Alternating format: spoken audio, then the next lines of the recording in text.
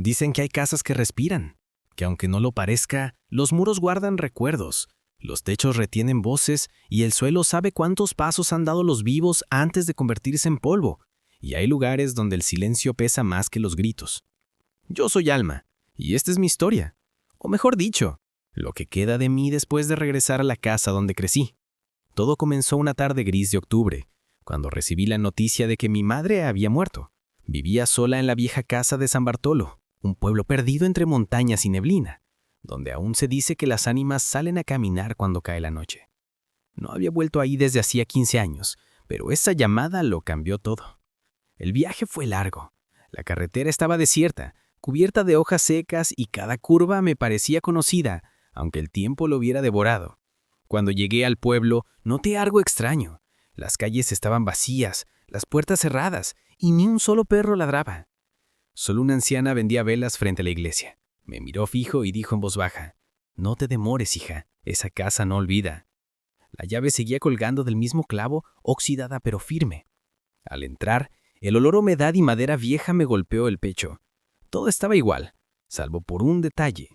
Había velas encendidas en cada esquina como si alguien las hubiera puesto recientemente. Y sobre la mesa del comedor encontré una carta escrita con la letra temblorosa de mi madre. Decía: «Si lees esto, es porque la casa te llamó. No apagues las velas, escucha y no respondas». Al principio pensé que eran delirios de una mujer enferma, pero esa noche, mientras el viento hacía crujir las ventanas, comencé a escuchar lo que ella quiso advertirme. Eran pasos lentos, arrastrados, que subían la escalera desde el fondo del pasillo. Creí que era mi imaginación.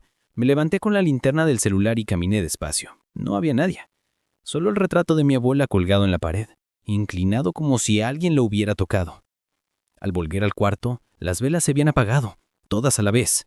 El silencio fue tan profundo que pude oír mi propio corazón latiendo en los sonidos, y entonces escuché la voz, una voz femenina susurrando desde el piso de abajo: «Alma, llegaste tarde otra vez». Sentí un frío en la espalda y bajé corriendo las escaleras. El comedor estaba vacío, pero la carta ya no estaba sobre la mesa. En su lugar había otra, nueva, escrita con tinta fresca. Decía: «Te dije que no respondieras». Esa fue la primera noche que dormí con la luz encendida. Y aún así no recuerdo haber cerrado los ojos. Solo sé que a las 3 en punto la casa respiró.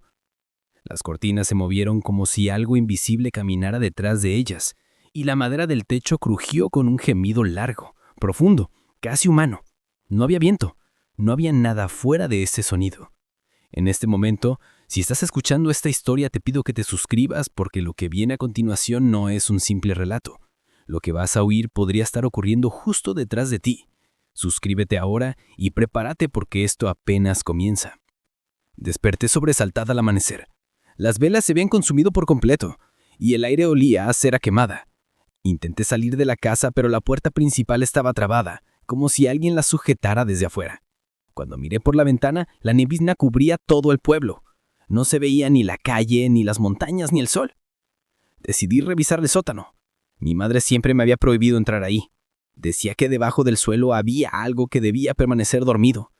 Al abrir la trampilla, un golpe de aire helado me hizo temblar. Bajé con una vela encendida, cuidando de no tropezar con las escaleras húmedas. El sótano estaba lleno de cajas, muñecas antiguas y retratos enmarcados con moho. Pero en el centro, sobre el suelo de tierra, había un círculo de sal. Dentro del círculo, una mecedora se movía sola. Entonces lo entendí. Mi madre no vivía sola. La casa la había mantenido con vida solo para seguir alimentándose de sus miedos. El aire se volvió denso. Escuché susurros a mi alrededor. Voces femeninas que decían mi nombre una y otra vez, como un rezo invertido. Intenté correr hacia las escaleras, pero el suelo tembló y la puerta se cerró con un golpe. Una de las muñecas cayó frente a mí. Tenía los ojos cosidos, pero de su boca salió un hilo de voz que dijo: «¿No debiste apagar las velas?». Grité, lancé la vela y todo quedó a obscuras. Lo siguiente que recuerdo es haber despertado en el suelo con las manos cubiertas de tierra. El círculo de sal estaba roto y la mecedora vacía. Subí tambaleándome. La casa estaba diferente. Los cuadros eran otros, el reloj marcaba otra hora, y desde la ventana pude ver que afuera ya no había pueblo. Solo niebla, solo sombras caminando entre lo que parecían ruinas. Comprendí entonces que la casa no estaba en San Bartolo. La casa era San Bartolo, un pedazo de olvido que se traga a quienes regresen. Escuché pasos detrás de mí. Giré despacio y vi a mi madre, o lo que quedaba de ella. Su piel era pálida, sus ojos completamente negros y su voz sonó como un eco antiguo. Ahora tú escucharás lo que yo escuché. Intenté correr, pero las paredes comenzaron a cerrarse. Las ventanas desaparecieron y las velas se encendieron solas, una por una, hasta formar un círculo a mi alrededor. La casa volvió a respirar, y con cada inhalación, el aire se me escapaba del pecho antes de desvanecerme. Escuché su último susurro. Nadie sale cuando el silencio tiene hambre. Dicen que a veces en las noches de neblina, los que pasan cerca de San Bartolo escuchan una voz de mujer pidiendo ayuda desde una casa sin techo, una casa que no existe en los mapas. Y algunos aseguran que si respondes, una puerta se abre, pero nunca se abre hacia afuera. Si escuchaste aquí, suscríbete para más historias de la noche, porque quizá la próxima sea la tuya. La noche que la muerte se detuvo. Dicen que en las carreteras de Colombia el peligro no siempre viene de los vivos, que hay almas que se quedaron a medio camino entre este mundo y el otro, esperando proteger o castigar a quienes cruzan sus rutas. Yo soy Emilio y llevo más de media vida conduciendo camiones. Desde los 17 ando de pueblo en pueblo cruzando montañas y llanos, bajo soles que queman y noches que parecen eternas. Mi vida ha sido la carretera y en la carretera aprendí que hay cosas que no aparecen en los mapas. Todo comenzó una noche de octubre hace ya varios años. Salí desde Medellín con rumbo a Caucasia, con una carga de café que debía entregar al amanecer. El aire era húmedo, la luna apenas se asomaba, y el olor a monte mojado me recordaba los viajes que hacía con mi padre cuando era niño. Él también fue camionero, y me enseñó que el camino se respeta, que la carretera te devuelve lo que le das. Pasé por Tarazá, cuando el reloj marcaba algo así como las 11 de la noche, y desde ahí la vía se volvió un desierto sin luces ni señales. El motor del camión era lo único que me acompañaba, y el sonido del viento que golpeaba los retrovisores parecía un suspiro largo, constante, como si alguien respirara sobre el techo. Recordé a Dona María, una señora que conocí hace años en una parada cerca del puente del río San Miguel. Vendía empanadas y café con ese sabor que solo tiene la comida hecha con cariño. A veces, cuando yo no tenía ni un peso, ella me daba de comer igual y me decía, «Tranquilo, mijo, Dios le paga, y si no le pago yo desde donde esté». Era una mujer buena, de esas que casi no quedan. Y la muerte la sorprendió una tarde lluviosa, cuando un camión perdió el control justo frente a su puesto. Yo fui al entierro y dejé una rosa sobre su ataúd, porque ella siempre me decía que las flores hablan cuando el silencio duele. Esa noche, al cruzar el mismo puente, pensé en ella y toqué la bocina 3 veces, como solía hacer en su memoria. La neblina era tan espesa que apenas veía los bordes del asfalto, y de pronto un golpe seco me sacó de los pensamientos. El camión tembló como si algo pesado hubiera caído sobre la lona. Me detuve a un lado del camino. Apagué las luces y bajé con la linterna en mano. No había nadie, solo el murmullo del río y el ruido del motor enfriándose. Entonces la escuché. Pasos lentos sobre la gravilla y una voz ronca que dijo, «Tranquilo, viejo, solo queremos la carga». Eran 3 hombres.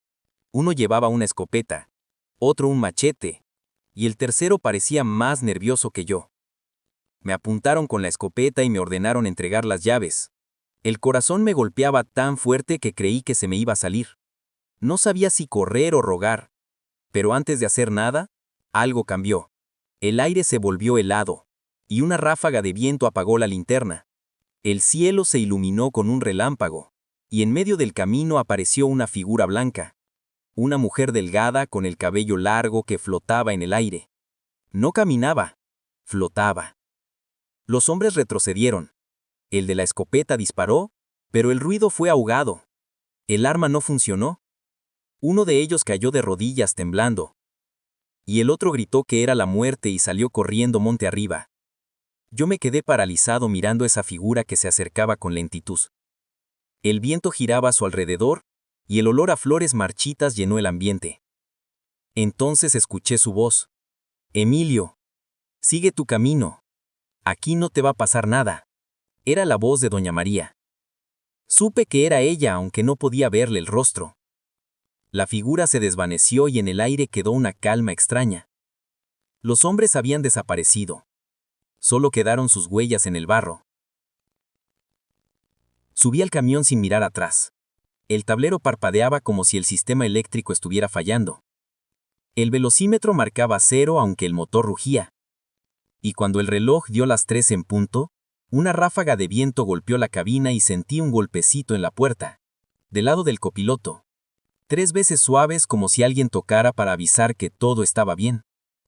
Llegué a Caucasia al amanecer. Pálido, sin hambre ni sueño. Descargué el café y cuando conté lo sucedido nadie quiso creerme. Hasta que un viejo camionero me dijo: yo también la vi hace años cuando intentaron asaltarme en ese mismo puente. Y desde entonces cada vez que paso por ahí, toco la bocina 3 veces para saludarla. Los meses pasaron pero yo no podía sacarme esa imagen de la cabeza. Comencé a tener sueños raros. Veía a doña María parada a la orilla de la carretera sonriendo y señalando el camino. Algunas veces despertaba a la misma hora, las 3 en punto, con el sonido de un golpe suave en la puerta del camión, como si alguien me cuidara aún desde la otra orilla. Un año después, mientras cruzaba el Alto de Minas en plena tormenta, otro camión perdió el control.